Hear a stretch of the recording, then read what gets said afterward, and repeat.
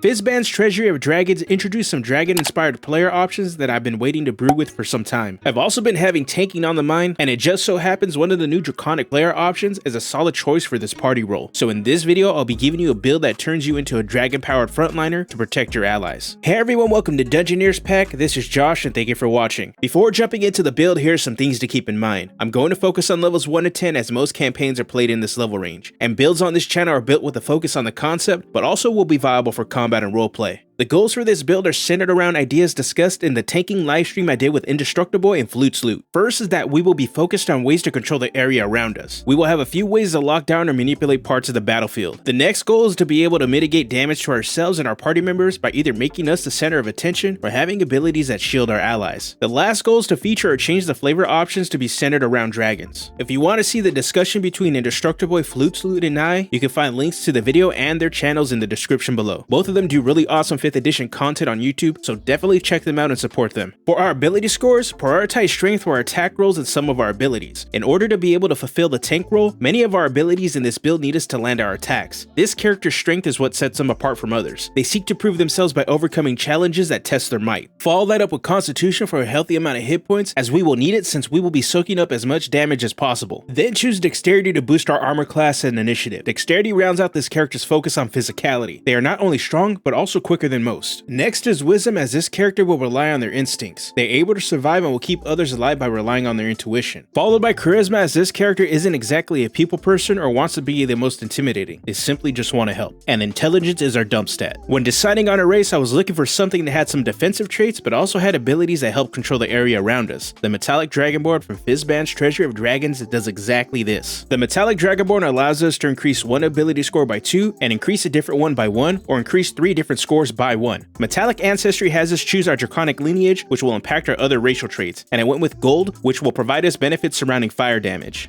As expected, we have a breath weapon, which we can replace one of our attacks with that hits enemies in a 15-foot cone. Since our draconic ancestry is gold, the breath weapon is fire. What I was really after was the defensive feature Draconic Resistance, which will grant us resistance to fire damage. Fire damage is one of the most common damage types in 5th edition, so being able to shrug off some of that definitely helps us, but this comes at the cost of power of our breath weapon, as it just so happens to be commonly resisted by enemies. Even though our elemental breath weapon will be a bit subpar, hitting 5th level will give us access to metallic breath weapon, which has 2 crowd control options that will help us tank. We can use this feature in place of one of our attacks, hitting everyone in a 15-foot cone with Innervating Breath or Repulsion Breath. Innervating Breath is huge as it incapacitates enemies, preventing them from using actions or bonus actions, shuts down any spell they are concentrating on, or shuts down any ability that remains active unless they become incapacitated. Hitting one creature with this is good, being able to hit multiple creatures is amazing. Repulsion Breath is great too if we need to create some space, pushing creatures 20 feet away from us. Being able to knock creatures prone is just the cherry on top. Sitting on the front line, protecting your allies and becoming the focus of enemies' attacks evokes heroic last stands, acts of selflessness, and the willingness to fight for what's right. The folk hero is a perfect fit for this, as it gives us a heroic origin, setting up this Dragonborn as a protector of the people.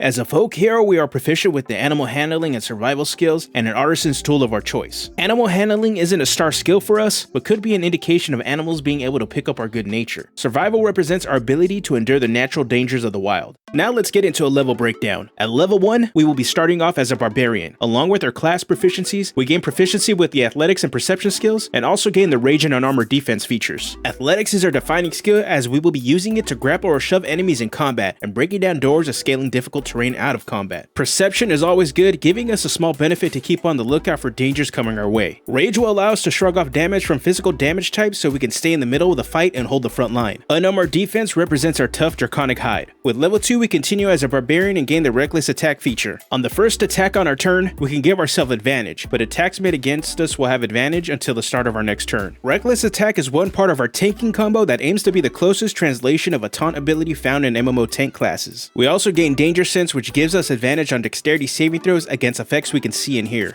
At level 3, we can pick up our barbarian subclass, and I'm going with the path of Ancestral Guardian. With this subclass, we will be summoning draconic spirits to protect us and our allies from harm. These dragon spirits could be our ancestors or spirits of fallen dragons who have chosen us as their champion. These draconic spirits come to us in the form of our subclass feature, Ancestral Protectors. While we are raging, whenever we hit a creature with the first attack on our turn, our spirit attempts to hinder the attacks of the creature by causing any attack made against anyone else but us have disadvantage. advantage. Ancestral Protectors is the other half of our taunt-like combo. When paired with Reckless Attack, we create a soft lock on an enemy's ability to harm our allies. This combo does not outright prevent a target from attacking our allies, as the DM still is free to have the creature attack anyone, but creates an incentive to target only you. Next, at level 4, we have the option between an ability score increase or feat, and I'm going with the feat choosing Slasher. You're probably thinking, why not Sentinel? While Sentinel is a perfectly fine choice and accomplishes the goal of locking an area down, it does this by entirely relying on our reaction. Slasher, on the other hand, may not be a full lockdown, but it does help keep an enemy close by cutting the movement speed short by 10 feet once a turn whenever we attack the enemy with a weapon that deals slashing damage. When extra attack comes into play, we can target an enemy with the Ancestral Protector Reckless Attack combo, then hit another enemy next to us with the effects of Slasher. For level 5, we pick up extra attack and fast movement. Now we can attack twice and our movement speed increases by 10 feet. With level 6, we take our last level into Barbarian to gain the Spirit Shield feature. Spirit Shield will make use of our reaction, allowing us to protect an ally within 30 feet, reducing any damage they take by 2d6. This is our core damage mitigation tool, helping us protect other frontliners, strikers, or anyone sitting in the midline that may be getting hit by an attack. We can flavor this a number of ways. This could simply be one of our draconic spirits, wrapping its incorporeal body around our allies. It could also take the form of dragon wings shielding our allies, or it could be us unleashing a mighty roar at the attacker, scaring them enough that the blow becomes weaker. When we hit level 7, we shift our focus to the fighter. As a level 1 fighter, we gain a fighting style and the second wind feature. For the fighting style, I went with dueling for 2 reasons. With this character being a defender, it makes sense that they would use a shield, despite barbarians usually being depicted wielding a great axe. Using a shield will increase our armor class. Since the barbarian class needs multiple good ability scores, there are times that this doesn't pan out and our armor class can be a bit subpar. The second reason is that dueling will boost the damage of our one-handed weapon attacks to keep it in line with those who are using a two-handed weapon. Second wind will keep us in the fight, using our bonus action to regain a bit of hit points. At level 8, we gain Action Surge, which will allow us to continue to bring the pain, letting us take another set of attacks or if needed, another action. Hitting level 9, we are still on the fighter train and are picking up a subclass. I went with the Battle Master, as the maneuvers will help with our ability to manipulate the area around us on the battlefield. Through combat superiority, we have 4 superiority dice that we can spend on 3 maneuvers of our choice. For the maneuvers, I went with Bait and Switch, Pushing Attack, and Trip Attack.